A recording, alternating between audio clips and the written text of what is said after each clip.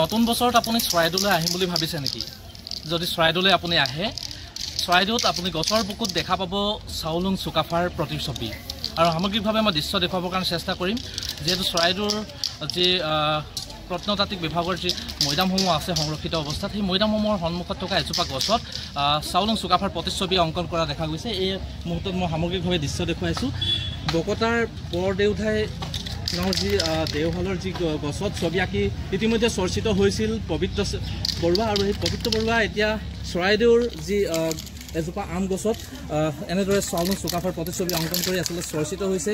আকৰ্ষণৰ কেন্দ্ৰবিন্দু হৈ পৰিছে আচলতে এই গছজোপা, আৰু এনেদৰে আচলতে তেখেতে প্ৰতিচ্ছবিসমূহ অংকন কৰিছে। ইয়াৰ পূৰ্বেও আমি আগতে কৈছিলোঁ, যিহেতু তেখেতৰ প্ৰতিচ্ছবিসমূহে ইতিমধ্যে আকৰ্ষিত কৰিছে বিভিন্নজনক। তেখেতৰ প্ৰতিচ্ছবি যি অংকন কৰে, সেই প্ৰতিচ্ছবিসমূহ চাবৰ কাৰণে বিভিন্ন ঠাইৰ লোক সমাগম হোৱা পৰিলক্ষিত হয়। আৰু এই মুহূৰ্তত যিহেতু মোৰ লগত পবিত্ৰ আছে, মই সামগ্ৰিকভাৱে পুনৰবাৰ কৈছোঁ, এয়া চাউলুং চুকাফাৰ প্ৰতিচ্ছবি গছৰ বুকুত এনেদৰে দেখা যাব চৰাইদেউৰ মৈদামৰ সন্মুখত থকা এই গছজোপাত। আৰু এই মুহূৰ্তত পবিত্ৰ যিহেতু আছে, পবিত্ৰৰ পৰা মই জানিবৰ কাৰণে চেষ্টা কৰিম। পৰ্যটনৰ ক্ষেত্ৰ হিচাপে যিহেতু চৰাইদেউ আগবাঢ়ি গৈছে, এই মুহূৰ্তত আপুনি চৰাইদেউৰ এজোপা গছত চাউলুং চুকাফাৰ প্ৰতিচ্ছবি অংকন কৰিছে, আৰু যিহেতু চৰাইদেউতে প্ৰথমটো স্থায়ী ৰাজধানী স্থাপন কৰিছিল চাউলুং চুকাফাই, কি ক'ব? হয়, মই বহুত গৌৰৱান্বিত স্বৰ্গদেউ চাউলুং চুকাফাৰ প্ৰতি ফটোখনি আঁকিবলৈ পায়। বিশেষকৈ মই স্বৰ্গদেউ চাউলুং চুকাফাৰ ফটোখনি আঁকিবলৈ পাই বহুত মানে মনতে গৌৰৱ অনুভৱ কৰিছোঁ। ইয়াত চৰাইদেউ ফেষ্টিভেল যি মহোৎসৱ হৈ আছে, মই ইয়ালৈ নিমন্ত্ৰণ জনাইছিলে কেইজন দাদা কেইজন মানে উদ্যোক্তাসকলে। বিশেষকৈ তেওঁলোকলৈ বহুত বহুত ধন্যবাদ জনাইছোঁ মোক এনেকুৱা স্বৰ্গদেউ চাউলুং ফটোখিনি আঁকিবলৈ কোৱাৰ কাৰণে। আৰু ইয়াৰ পূৰ্বে আপুনি ক'ত প্ৰতিচ্ছবি অংকন কৰিছিলে? ইয়াৰ পূৰ্বে মই ফাৰ্ষ্ট ক'ব লাগিব বকতা মুখুতি পূজাস্থলীত আঁকিছিলোঁ এজোপা অন্যমাধৱ যাদৱ পায়েং ডাঙৰীয়া ফটো এখনি। সেইখন বহুত যথেষ্ট ভাইৰেল হৈছিলে, ভাল পালে ৰাইজে। তাৰপিছত আঁকিছোঁ বকতা বাইলংগাঁৱত দেওশালত এখন আঁকিছিলোঁ। প্ৰথম আঁকিছোঁ স্বৰ্গদেউ চাউলুং চুকাফাৰ ফটোখনে, সেইখনে বহুত যথেষ্ট ভাইৰেল হৈছিলে, ভাল পাইছিলে মানুহে, ৰাইজে। সেইখনৰ পৰাই মানে আঁকি আছোঁ আৰু বেলেগ আৰু আঁকিছোঁ।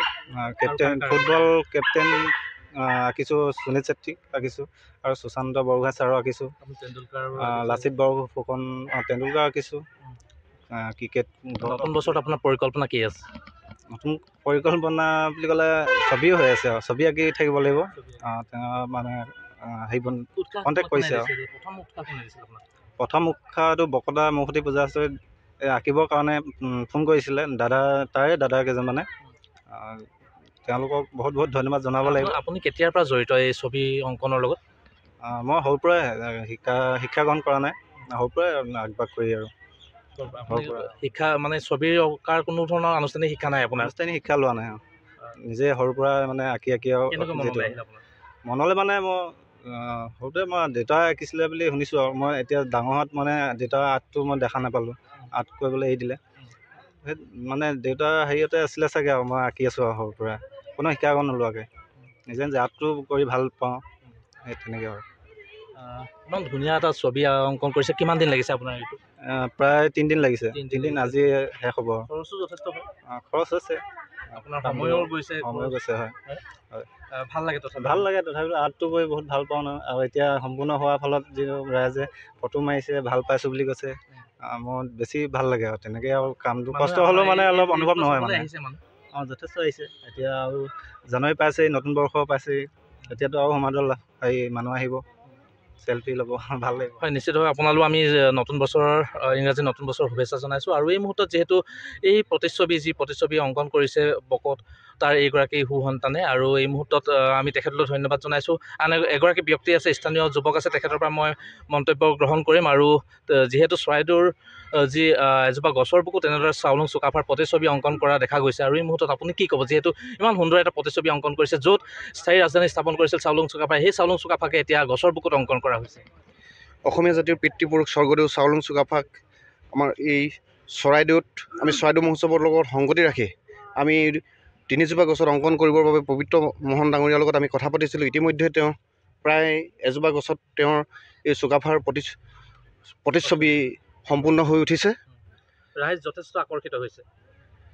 ৰাইজে যাতে অসমীয়া জাতিৰ পিতৃপুৰুষজনক ইয়াত দেখিলে যাতে তেওঁক স্মৰণ কৰিব পাৰে, সেই মহান উদ্দেশ্য আৰু লক্ষ্য আগত ৰাখিয়ে পবিত্ৰ মোহন ডাঙৰীয়াৰ লগত আমি কথা পাতি চৰাইদেউ মহোৎসৱৰ লগত সংগতি ৰাখি এই গছত আমাৰ মহান বীৰ পুৰুষজনাক আমি প্ৰতিচ্ছবি অংকন কৰাৰ কথা আমি উদযাপন সমিতিয়ে ভাবিছিলোঁ।